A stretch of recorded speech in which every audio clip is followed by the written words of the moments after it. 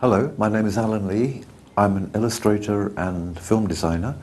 I worked on both the books and the films of The Lord of the Rings and The Hobbit. Well, I first read The Lord of the Rings when I was very young, about 17. And then during my career I was working on mythology, fairy tales, folklore and legends. Gradually it kind of converged with the Tolkien kind of publishing phenomenon. I was living in Middle-earth for the amount of time that I was reading the books. It just transfigured the whole kind of countryside around me. It became this fantastic landscape full of orcs and elves and dwarves. And the particular part of England that I live in, Devon, really looks just like the Shire. Rolling hillsides, and the houses seem to be kind of half buried in the ground. So I drew a lot of my inspiration from the locality that I actually live in.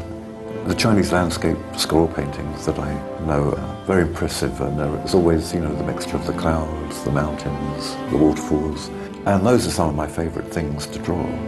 It was a huge shift for me in every way. I mean, I moved from England to New Zealand. It's very different, but I actually found that I adapted fairly well. With a film, you're producing artwork which takes it on to the next stage. It's not a matter of doing a highly finished image of what the finished frame of the film should look like. So you're not producing finished pictures, you're producing sketches which just give the information that's needed for that next stage. With The Lord of the Rings, when I saw the final version, it was a huge sense of relief. And I'm looking forward to talking to you later on Icon. Turning the written word into images is a divine calling, one bestowed on book illustrators as well as filmmakers adapting novels. Alan Lee exemplifies both of these art forms. A specialist in rendering fantasy and epic fiction, the renowned British illustrator is best known for his work on J.R.R. Tolkien's books, including a centenary edition of The Lord of the Rings and Peter Jackson's hugely successful film adaptations. In the summer of 2015, Lee was guest of honor at the China Creative Industries Forum in Beijing, when the organizer had this to say about the artist's impact. Well, I think he was very instrumental in reimagining Tolkien for a whole new generation and a new readership. And by doing that and by extending the reach of the already popular books, he really played a huge role and was a major contributor into creating the Tolkien brand. So it's when a book becomes more than a book and it becomes a real brand. And he did that not only for books, as I've said, but also then contributed to making the films such a success as well and making them so true to the original concept of the author. Lee has also recently published the Chinese version of the Lord of the Rings sketchbook, a portfolio of his pencil drawings and paintings from both the book and the film adaptations. Despite his fame and influence, Lee remains rather a reclusive artist, but he gave a rare interview to Icon on the occasion of the forum. Welcome to Beijing. Thank First you. time here. Thank you. Yes, it's my first visit to China, Right. and I'm having a wonderful time enjoying the city and enjoying the spirit of the people and the very, very warm reception. Well, during your visit, you literally had a tour of the three cities, Shanghai, Hangzhou, and now you're in Beijing. Yeah. Everywhere, I guess, you met all these enthusiastic readers, Chinese readers. Surprised or not? I couldn't believe how enthusiastic they were. They were just wonderful and so warm and just, beautiful energy. Yeah, because fantastic. in Shanghai, they had that book fair, annual book fair, and I guess all these readers, they came for your book, for all these illustrations, and I'm sure that they're all familiar with the characters you created with Tolkien's works. All these characters they see in movies are actually the result of your creations, basically. Well, I don't want to claim responsibility for all of it, but probably mainly the backgrounds, the settings, the cities, castles, the forests, and a little bit to do with the characters. Right. And did you also get the chance to talk to the readers? Yes. Yeah. What did they say? Well, they're mostly just kind of bubbling with enthusiasm. They love the movies, they love the books. Yeah. They seem more enthusiastic than other audiences back in England for some reason. Even back in England? Yeah, I find them, it just seems to touch something within them. It's really very, very striking. Yeah, I'm not quite sure what it is, but it does appeal.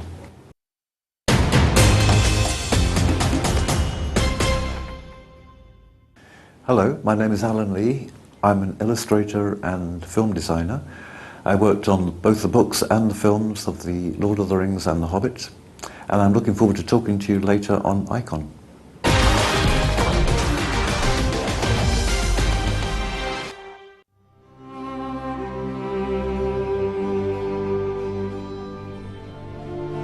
Lee was born in Middlesex in southeast England in 1947.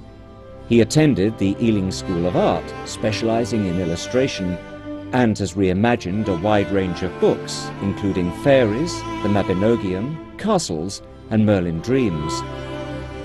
Among the most famous books he has illustrated are the centenary edition of The Lord of the Rings and the 60th anniversary edition of The Hobbit. Tolkien's work, he says, has inspired him ever since he read The Lord of the Rings as a teenager. When did you first start working on these projects?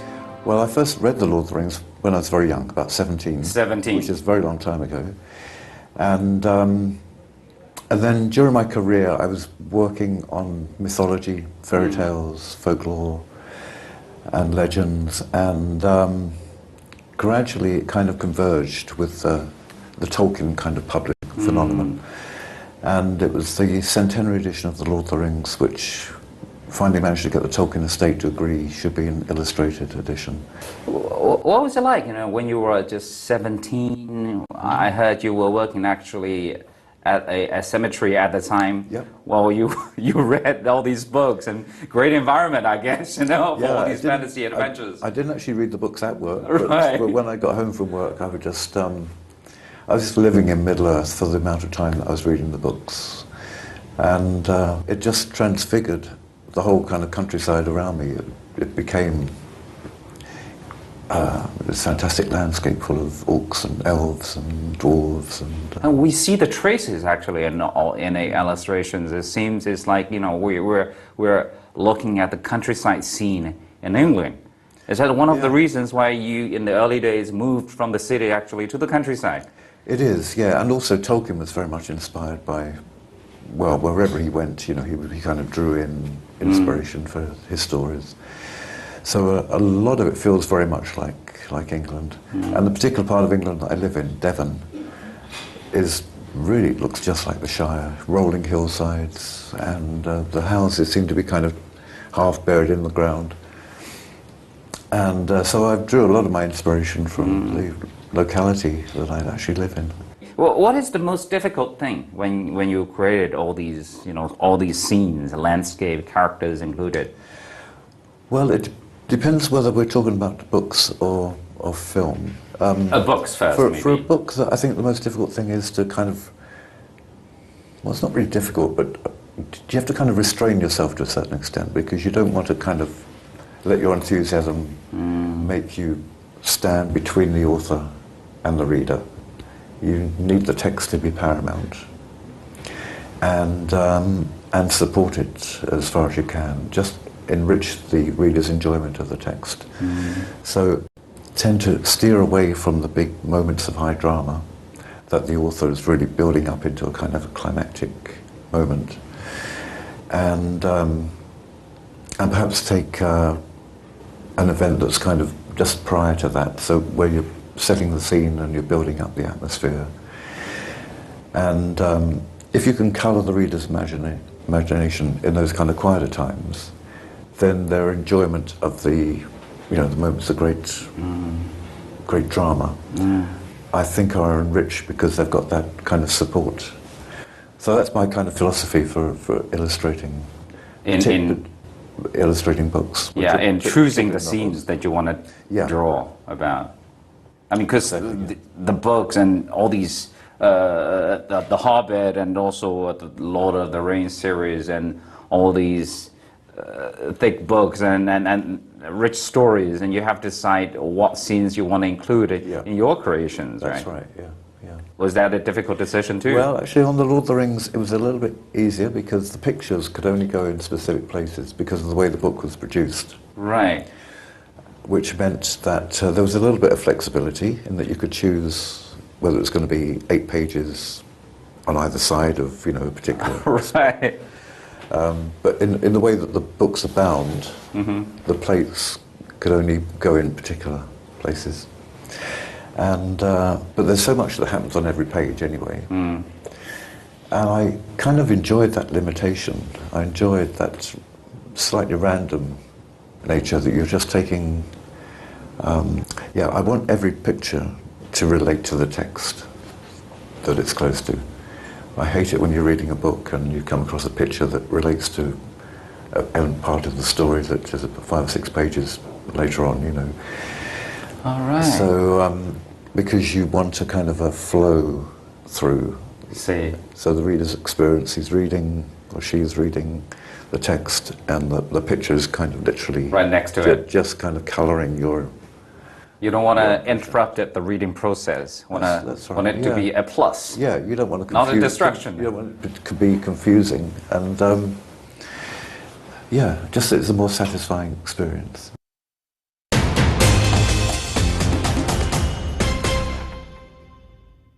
Hello, my name is Alan Lee.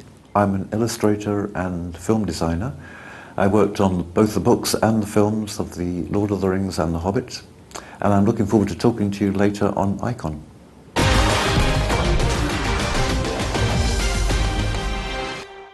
There are also some, I guess this is a comment made by, some Chinese readers, and they say when they look at your pictures, and sometimes they see some Chinese touches, especially when it comes to mountains or rivers, and that flurry sense of these pictures. It looks just like, what Chinese painters would do with their paintings. That's really interesting. I hadn't really thought too much about that before coming here, actually. Right.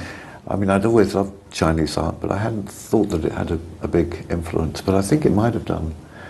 I think, the Chinese landscape scroll paintings that I know are very, very impressive, and there's always, the mixture of the clouds, the mountains, the waterfalls, and those are some of my favourite things to draw. And I think perhaps techniques for achieving those effects, they might be a little bit similar to the methods that the Chinese brush artists Brush use. painting, yeah. Yeah.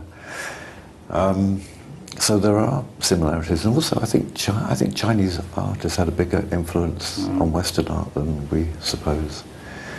I've got suspicions that we actually knew a little bit about Chinese art before people think. And also seeing the Chinese text next to the on the page. As the Chinese version. Yeah. Yeah.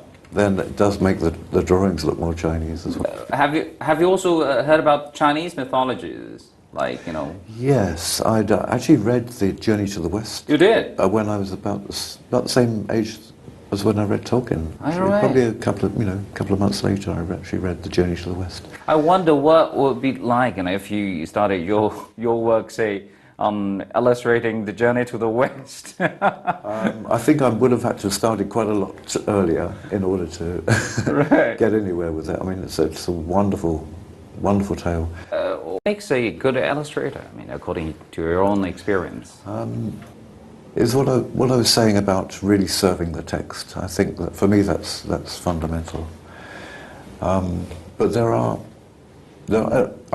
lots of wonderful illustrators who have a very, very different approach, and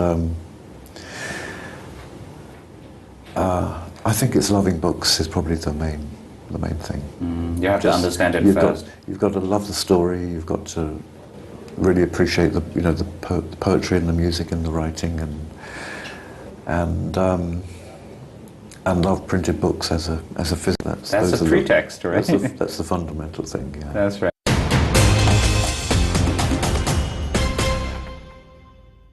Hello, my name is Alan Lee. I'm an illustrator and film designer. I worked on both the books and the films of The Lord of the Rings and The Hobbit. Well, I first read The Lord of the Rings when I was very young, about 17. And then during my career, I was working on mythology, fairy tales, folklore, and legends. Gradually, it kind of converged with the Tolkien kind of publishing phenomenon.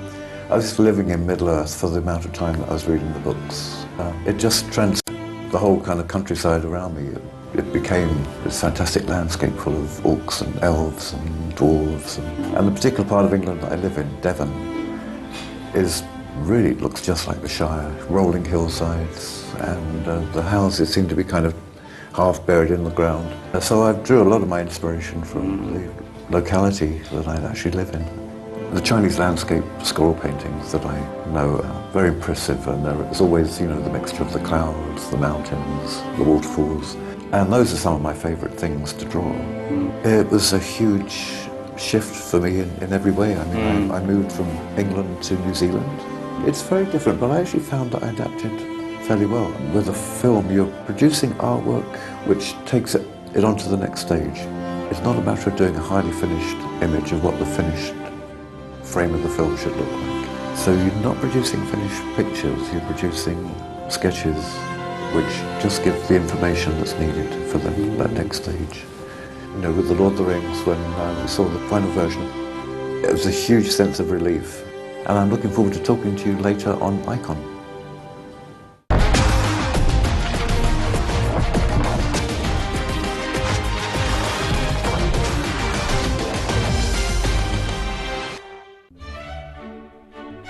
For 6 years, from 1998, Alan Lee worked as conceptual artist on Peter Jackson's film adaptation of the Lord of the Rings trilogy. And in 2004, he received the Academy Award for Best Art Direction for his work on The Return of the King, the final instalment. In 2009, he returned to his post in New Zealand to work on Peter Jackson's 3 films adapting The Hobbit.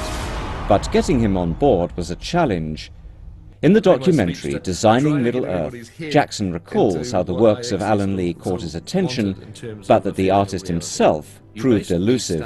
And out of all the illustrations, all the artwork that's been done in calendars and books and, album covers and all sorts of things, the work of Alan Lee and John Howe impressed us the most. We had their artwork literally pinned on the wall of our office for 12 to 14 months while we were working on the screenplay. But I also thought it would be wonderful if we actually had these guys involved in the film as conceptual artists, because we had, by this stage, totally locked into their artwork. And I remember it was incredibly difficult to find Alan Lee, who's a fairly reclusive chap, and nobody really had a phone number for him. So we eventually tracked him down to a small village near Dartmoor in England. We put together a package and we FedExed us to this address, and we were tracking the FedEx. But we were literally tracking the van moment by moment. Jan, our assistant, was on the phone and she was saying, right, the van's about 50 miles from the village. And then she phoned back, yes, it's arrived in the village, it's just looking for a street. And then we got a call back from FedEx saying, yes, so it's been delivered. And we knew at that exact moment that Alan had signed for this thing at his front door and he'd got it. He sent over a copy of Heavenly Creatures, which I'd heard of, which hadn't seen, and enjoyed very much, with a letter telling me what he was up to, and asking if I'd like to get involved. We thought, oh well, he'll probably get in touch in a day or two. Okay, well at least it's there. We'll just wait and see. And about 3.5 hours later, Alan phoned up. He got our phone number. He phoned up. And 3.5 hours, he'd sat down, he'd watched Heavenly Creatures all the way through, he'd watched Forgotten Silver all the way through, and then he picked up the phone and spoke to me. I didn't really need to think about it, actually. I just sort of said, yes, I'll come out. During that 6 years, we can say that you're shifting your focus from books to films. Yeah. It's a totally different genre. I mean, what was that experience like for you? It was a huge shift for me in every way. I mean, I moved from England to New Zealand, and I thought I was going to be there for about 6 months or perhaps a year. That's what he told you, Peter Jackson. And then the project just kept on growing, and and I stuck with it all the way through. They eventually asked me to stay on and help with post-production. So being able to have input into the design of the film right from the very early concepts, right through to actually designing the special effects, the matte paintings and the visual effects for the final result, was, I think that's quite unusual in films. Very often the concept designer would just work with the production designer, helping to build the sets, and then the production designer often leaves the project once the filming is stopped and goes into something else. I mean, it must be a totally different working experience for you. I mean, Yeah. as an illustrator with the book beside you, you know, that's your company. But Yeah. with the film project, you have to work with all these colleagues, you know, the other, I guess, designers and also the director. Yes, it's a hugely exciting and challenging at times experience, but I think that's the main feature. You're collaborating with a large number of other people, people with all different skills, people, sculptors, craftsmen, draftsmen. But how is it? I mean, what are the biggest differences? It's very different, but I actually found that I adapted fairly well. I mean, obviously when you're illustrating a book, you're doing one picture from start to finish, and then hopefully it's printed well and you've got the finished result. With a film, you're producing artwork which takes it onto the next stage. So it's not a matter of doing a highly finished image of what the finished frame of the film should look like. I mean, there just isn't time, actually. You do a pencil drawing of the environment of the castle, and then the director will kind of concentrate on one particular part of it, and we'll build this part as a set. So you do a drawing which is just enough information that they need to start work on that set, and then more drawings for subsequent details, you know, arches, pillars, and then the props, the furniture. So you're not producing finished pictures, you're producing sketches which just give the information that's needed for that next stage. And then later on, in the post-production side, the pictures become coloured, and you're trying to give an impression of what the final film would look like. You joined the team in the very early stages, and then you went to South Island in New Zealand, and then you started everything with the whole team, and when the project is done, it's finished, when you finally saw the final result, maybe in a cinema, what did you feel? What were you thinking of at the time?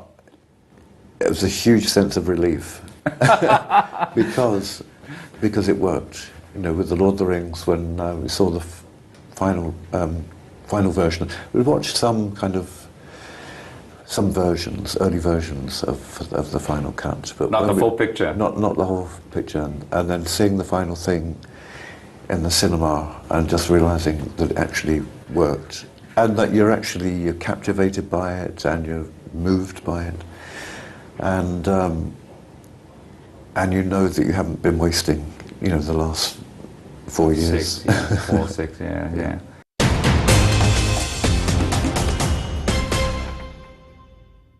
Hello, my name is Alan Lee. I'm an illustrator and film designer. I worked on both the books and the films of The Lord of the Rings and The Hobbit, and I'm looking forward to talking to you later on Icon. Do you see yourself now more as a concept designer for all these film projects, or still an illustrator? No, I think I'm a book illustrator. That's my main profession. love, yeah. And your love. But I would like to do some smaller film projects from time to time. I couldn't do another 6-year stint, but yeah, maybe 6 months or a year working on a smaller film. A good interval. Yeah, that would make a nice balance with doing books as well. How are you different from, say, other fellow illustrators, like, you know, your co-worker for the film project? Is it John Howe? John Howe. John Howe, yeah. Not that not that different, really. We both enjoy the same kind of source material, and I think, yeah, I mean, there are quite a few very good illustrators at the moment, and yeah, and the whole area of concept design is really developing, not just in films, but also in games and other sort of CG projects. And I guess lots of the young generation illustrators, they would make better use or more use of modern technology, like Photoshop. That's right. There's a huge reliance on Photoshop, and I enjoy Photoshop, but nothing beats the pleasure of working in kind of traditional materials for me. With pencils and charcoal, brush. pencil and watercolour.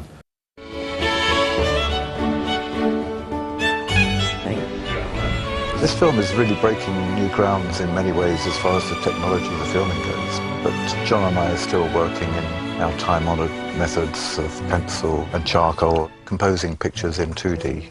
And we thought we'd try and come up with some way of actually incorporating a 3D aspect into the way that we were producing the concept art. That might communicate more clearly to Peter and to the other technicians. So what we're doing is 2 drawings. One is in red, one is in blue, and the 3D glasses have a red lens and a blue lens, one for each eye. Don't go too heavy. My God, coming at you, look at that. Whoa! If you happen to have a pair of glasses like these at home, you should be able to see the artwork in 3D. So you're now back to your book illustrator role. Yeah, I'm back in my studio in Devon and working on some book ideas and... New books, new projects now? Yes, I'm actually trying to write something at the moment, which is a departure, tackling it from a slightly different viewpoint. Not an illustrator, not just a book illustrator, but you're writing a book now. Yeah, I've got a couple of stories that I've been thinking about for quite a few years, and I've come to the point where I realise that if I don't actually start writing them down now, I probably won't. So, yeah. Can you tell us more about these possible projects? I mean, what are they about? They do have something in common in that they are kind of set in not an alternative world. They have a sort of a medieval context, but it's in the future. So it's a kind of not necessarily post-apocalyptic, but the world has changed, society has changed, and has become more medieval. And you're going to do the illustration yourself, Yes, I guess? Yeah. When do you expect to finish the project? Oh, no, you're putting me on the spot now. I'm hoping to get something to show publishers in the next year or so. And next year also. Yeah. Look forward to that. Thank you very much. And thank you very much for your time, sir. Thank you, it's a pleasure. Thank you.